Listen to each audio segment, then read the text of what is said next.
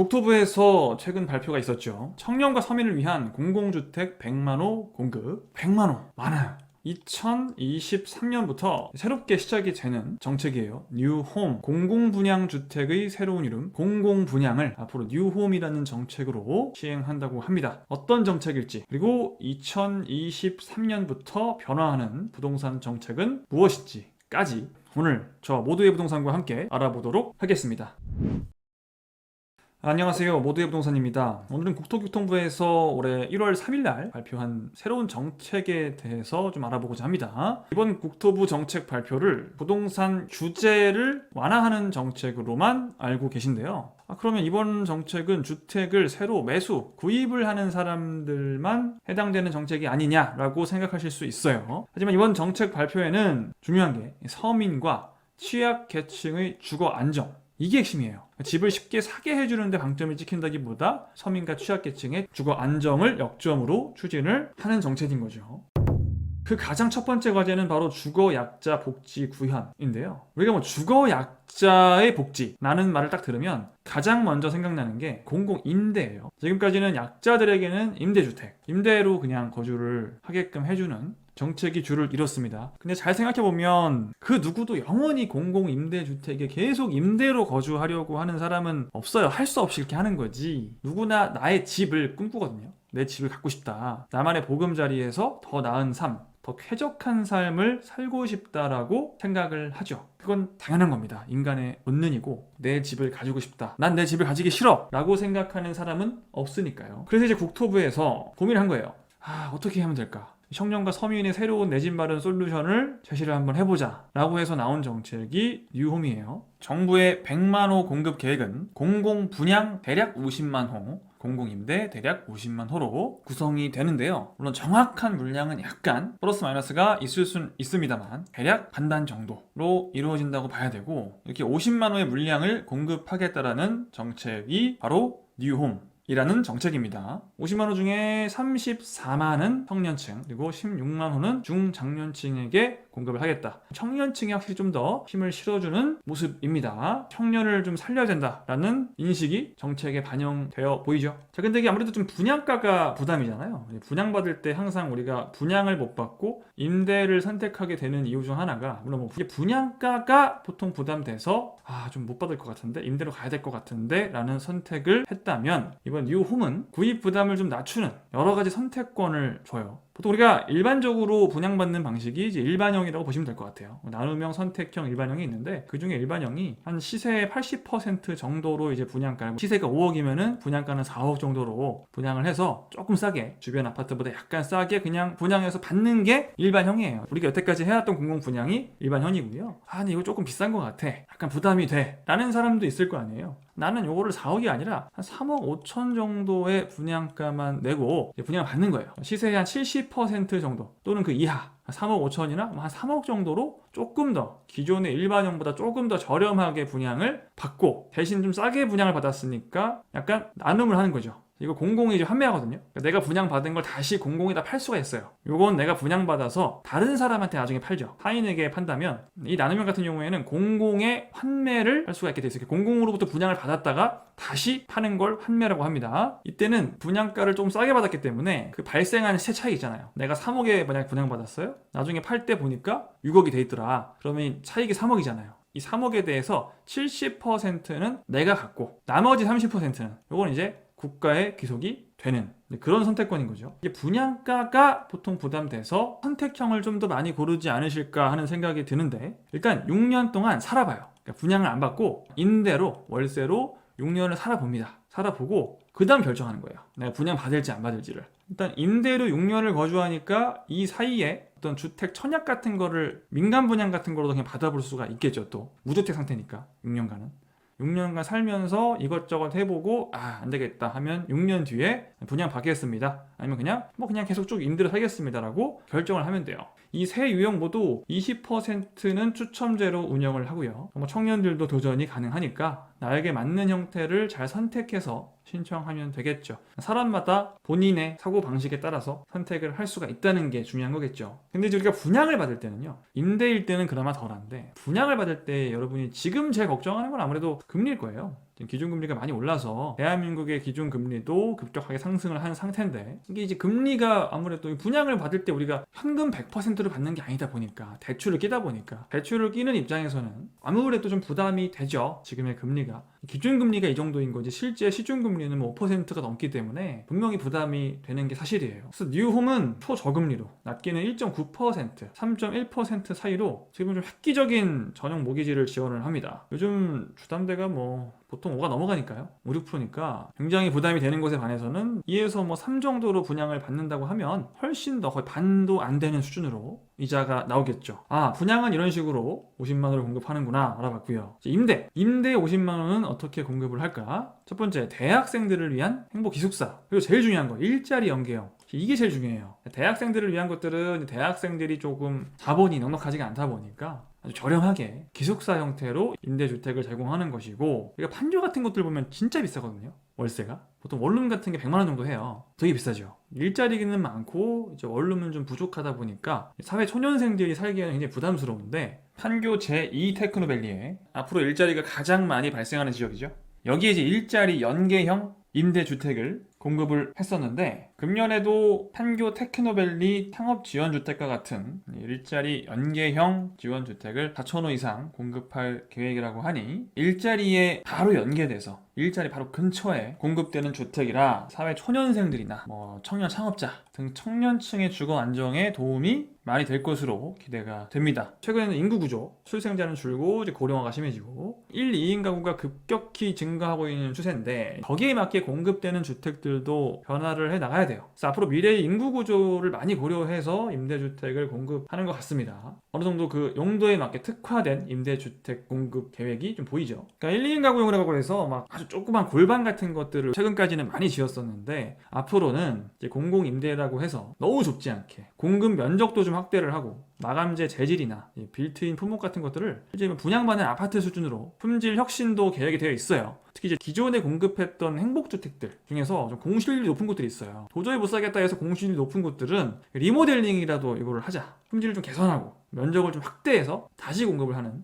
그런 방안도 계획이 되어 있습니다. 이런 빌트인 가구들이 굉장히 중요해요. 사실 이런 게 사실 삶의 질을 결정짓는 거거든요. 예시를 보면은 거의 조그만 아파트랑 별로 차이가 없죠. 자, 그럼 제일 중요한 거, 올해 공급 물량은 얼마나 나올 것인가? 또 공급 예정 지역은 어디인가? 올해는 이제 고양 창릉 신도시에서 나눔형으로 877호 이렇게 딱 지정돼서 나오는 거예요. 나눔형이 877호. 아까 나눔형, 선택형, 일반형이 있었죠? 공급이 된다고 합니다.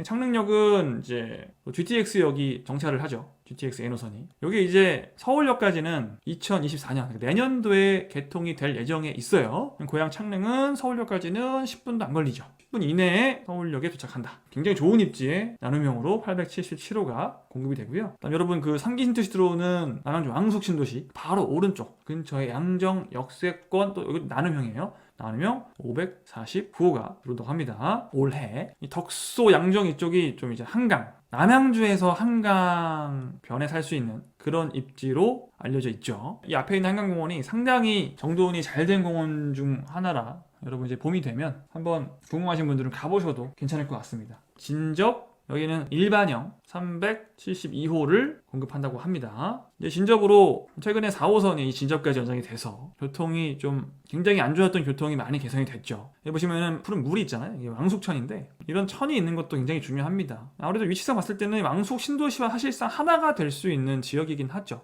9호선 예타가 통과가 돼서 9호선이 연장이 될 예정이고요. 그리고 고덕 강일지구, 서울의 고덕 강일지구에 나눔형으로 또 500호가 예정이 되어 있고요. 여기까지는 고덕, 오른쪽은 하나 미사죠. 상당히 좋은 입지, 한강변에 공공주택이 공급이 됩니다. 청년이나 신혼부부들께서는 이런 일정으로 공급을 하니까 얼마 안 남았죠? 얼마 안 남았어요. 특별 공급은 2월 초부터 시작을 하고요. 방금 말씀드린 모든 곳들이 한 2, 3월 정도에 분양을 한다. 제가 지금 설명드린 신규로 공급되는 공공주택 외에도 여러분 그 국토교통부에 마이홈이라는 그 포털이 있어요. 네이버에 검색해 보세요. 들어가 보시면 입주할 수 있는 이제 임대주택과 공공분양주택들을 여러분 지역별로 분류해서 뭐 서울에서는 어디, 경기도에서는 어디 찾을 수 있으니까 궁금하신 분들은 이용해 보시면 좋을 것 같아요. 자, 앞서 말씀드린 것처럼 이번 발표에 공공주택 확대 말고도 규제 정상화에 대한 내용도 대거 담겨 있죠. 이게 정부의 두 번째 과제인 주택시장 안정과 관련이 있습니다. 부동산 규제 정상화를 통해서 주택시장 안정을 시킨다라는 계획인데, 이제 집값 급등기에 엄청나게 도입됐던, 어떻게 보면 좀 과도하다고 볼 수도 있죠. 그런 규제들이 너무 많다 보니까 이런 것들을 조금 이제 지금은 급등기가 아니니 이제 하락기로 접어들었으니 이걸 좀 이제 정상화를 좀 하자. 극상승기 때 걸렸던 규제니까 이런 것들 정상화해서 실수요자들의 주거 안정을 도모하는 정책이 필요하다. 모든 면에서 규제를 대폭 완화하기로 발표를 했죠. 1월 3일날. 이전에도 규제 완화 방안은 여러 번 발표를 했는데 이번에 아마 가장 많은 규제들이 풀리는 것 같아요. 첫 번째, 규제 지역이 풀리는 건 여러분들 많이 이제 뉴스를 보셔서 아실 텐데, 서울 전체와 경기도 분당, 하남, 과천, 강명 요렇게가 이제 규제 지역이었는데, 원래 거의 전국이 다 규제 지역이었었죠. 이거를 여러 번 풀어줘서 여기까지 왔다가 또 곧바로 강남 3구와 용산구를 제외하고 전부 다 규제 지역에서 해제를 했죠. 비규제 지역으로 이제 풀린 곳들은 그 비규제 지역이 되는 것만으로 사실 이게 규제가 하나 풀리는 것 같지만 엄청나게 많은 것들이 풀리는 겁니다. 그 무엇보다 규제 지역이 풀리는 게 제일 중요하죠. 이번에 규제 지역에서 비규제로 해제가 된 것들은 민간 택지 분양가 상한제도 다 해제가 된 거예요. 1월 5일부터 1월 5일 이후에 입주자 모집 승인을 신청하는 분양건부터 적용이 된다고 합니다. 그리고 전매 제한 완화는 어떻게 되느냐? 전매 제한을 점점 늘려서 이제 분양가 상한제 적용되는 것들은 뭐 10년까지도, 투기가율증은 기본 5년이고 분상제 걸렸다 8년, 10년, 투기가율증은 아니어도 막 6년, 8년 이렇게 걸렸었다면 이제 이걸 확 줄여서 수도권, 비수도권 나눠요. 그래서 제일 긴 게 수도권 규제 지역이 3년이에요. 전매 제한이. 근데 규제 지역이 지금 얘네들밖에 없죠. 거의 전매 제한이 3년인 곳들은 없는 거라 보시면 되고, 이 전매 제한 개선에서 제일 중요한 건 소급 적용이 된다는 겁니다. 이게 진짜 중요하죠. 나는 전매 제한이 10년인 줄 알았는데, 그렇게 알고 분양을 받아놨는데 그냥 이걸 3년으로 줄여줘요. 예전에 분양받은 것도 소급 적용을 시켜준다. 다음은 중도금 대출 보증 분양가 기준 폐지인데, 분양가가 9억 원이 넘으면 중도금 대출이 안 됐었죠. 바뀌었습니다. 12억까지는 중도금 대출을 해주고 12억이 넘어가면 중도금 대출을 안 해주는, 이게 작년 11월 달에 2020년 12월 달에 상향이 이미 됐고요. 그래도 집값이 좀 몇 년 동안 올랐다 보니까 대출이 안 나오시는 분들이 있어서 이번에 그냥 정부에서 12억이고 뭐 15억이고 없애버려. 그냥 해줘.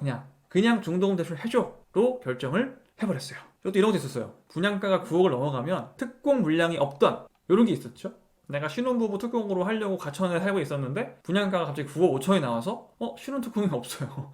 그런 상황이 있었는데, 앞으로 뭐 가천이나 제2판교 테크노밸리, 금토지구 같은 곳들, 성남에 이런 곳들도 신혼부부 또는 뭐 생애 최초 특공, 다자녀, 특히 다자녀 같은 경우에는 대형 평수 필요해서 좀 분양가 높은 곳을 많이 쓰거든요. 이런 특공을 하시는 분들이 포기하지 않고 잘 보고 선약하면 되겠죠. 이렇게 1월 3일날 발표가 됐던 규제 정상화 방안에 대해서 쭉 알아봤고요.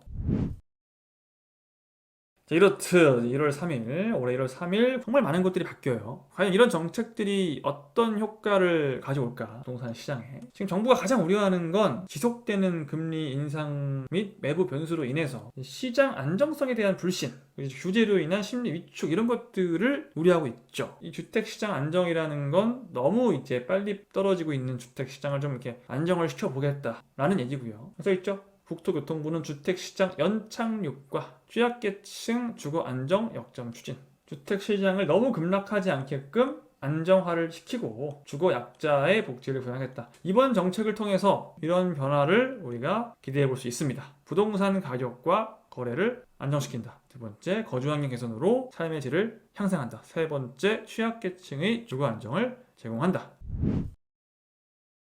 마지막으로, 그동안 불안정했던 부동산 시장에서 최근 이제 전세 사기 같은 난리죠. 이것 때문에 이런 사회적 문제가 계속해서 끊임없이 발생하고 있고 그 피해가 점점 더 커지고 있는데, 이런 빌라왕 사건들 보면 좀 무섭죠. 최근 국토부에서는 국민들의 피해 예방을 위해서 전세 사기 대응 전담 조직을 구성하기도 했어요. 이런 것들을 이제 국토부에서 조성해서 뭔가 피해자를 예방하고 지원하는 데 역량을 쓴다는 건 뭐 긍정적인 것 같습니다. 그동안 사실 전세 사기 사태에 대해서 그 어떤 정부도 너무 관심이 없었던 것 같아요. 요즘에 이런 사건들이 너무 많이 나오니까 정부 차원에서 이제는 좀 대비를 하려고 하는 것 같습니다. 자, 오늘 이제 가장 중요한 정책 위주로 설명을 드렸고요. 더 자세한 내용은 국토교통부 홈페이지에서 확인하시는 게 제일 좋아요. 이 국토부 홈페이지, 서울시 홈페이지 이런 것들은 여러분이 자주 들어가서 보셔야 청약을 하시든 매수를 하시든 현명한 판단을 좀 할 수 있는 게 정보가 다 이런 데 있는 거예요. 정보가 부동산 책에 있는 게 아니라 다 이런 데 있습니다.